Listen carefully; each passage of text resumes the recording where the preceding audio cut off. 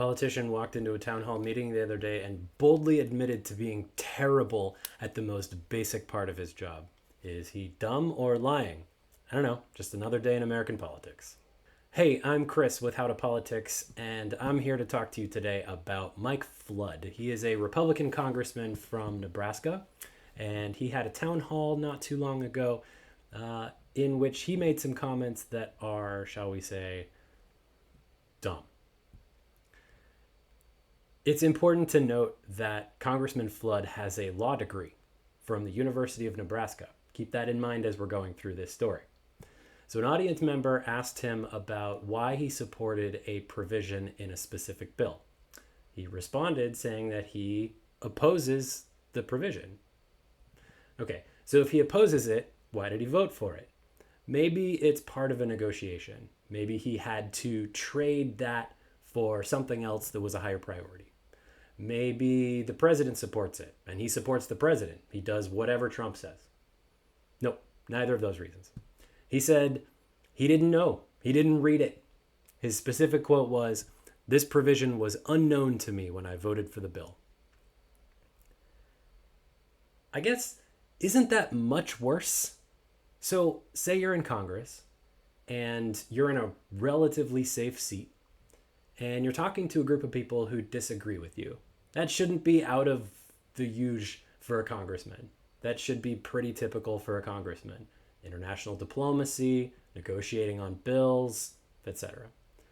So the people you're talking to don't like something you did.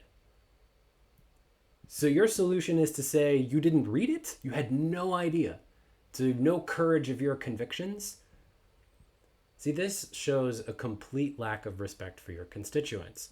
You're going to exercise power on their behalf, power you wield over them, without even knowing what you're doing. Isn't that the most basic professional and personal responsibility? An important point here is Mike Flood is not the only person writing bills. There are other members of Congress involved, and also staff members and lawyers who work for members of Congress are the ones who actually write the bills. In other words, the people who write the bills are people that Mike Flood would say are members of the deep state. These are people who are not accountable to the voters. You didn't vote for them. They just work in an office building somewhere. So do you want laws passed by Congress, written by some random staffer somewhere, without the person you elected knowing? That is pretty obviously bad and pretty obviously contrary to the spirit of the way American government works. In fact, Flood said it twice. He said exactly the same words twice. This provision was unknown to me when I voted for the bill. It's like he rehearsed it in the mirror. This is fantastic. This is a tremendous political gift to Democrats. Yes, this is just an isolated ass who's bad at Congress, but it fits into a broader theme, a broader narrative that Democrats can carry into the elections next year. The bigger picture is basically that Republicans in charge are irresponsible, unserious, and reckless.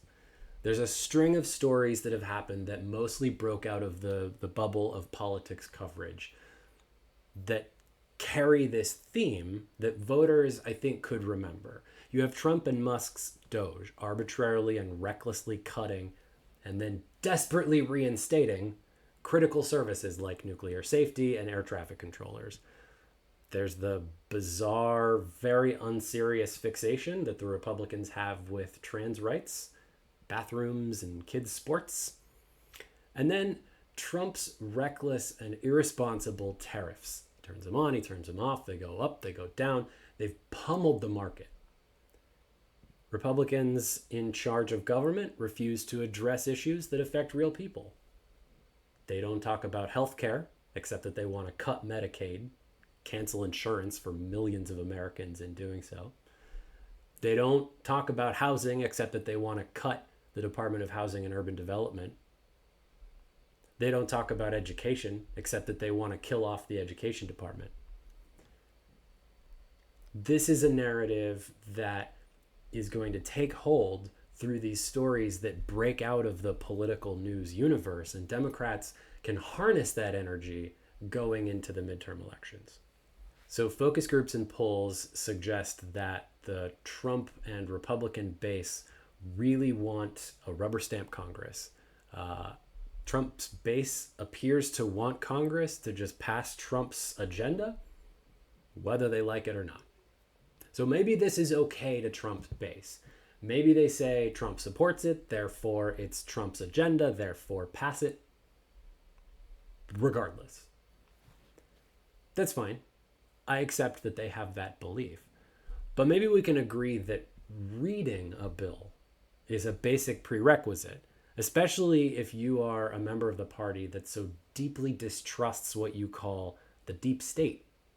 This is the kind of story that very easily could break through, very easily could be made to extend an ongoing narrative that will stick in non-political voters' minds next year in the election.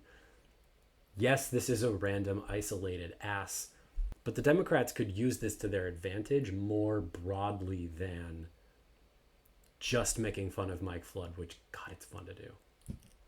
I'm Chris with How to Politics. Thanks for watching.